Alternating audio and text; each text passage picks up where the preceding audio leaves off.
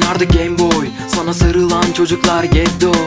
Coinler giderdi Pokemon, sınırsız retro game Polygon.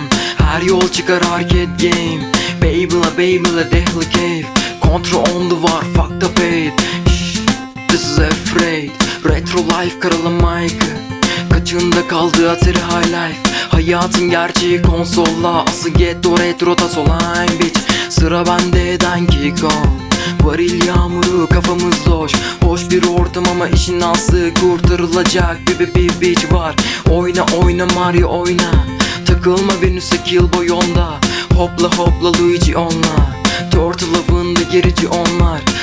Topla Sega Nintendo, ne kaldı geriye Just Donkey Kong. Pac-Man avlar avlarını, hep kötü olan hayaletler değil ne?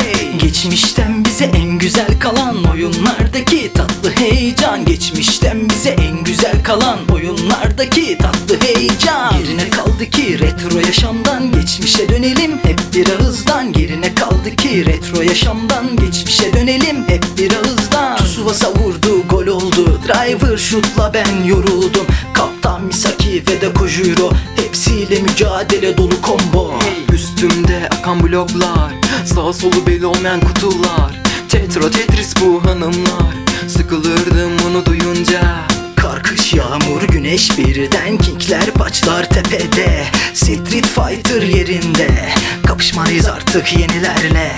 Retro life bu da sokaktan, Mortal Kombat Demon Line, Power Rangers Battle Gun, Tekken artı Samurai. Geçmişten bize en güzel kalan oyunlardaki tatlı heyecan. Geçmişten bize en güzel kalan oyunlardaki tatlı heyecan. Gerine kaldı ki retro yaşamdan geçmişe dönelim hep bir ağızdan. Gerine kaldı ki retro yaşamdan geçmişe dönelim hep bir ağızdan.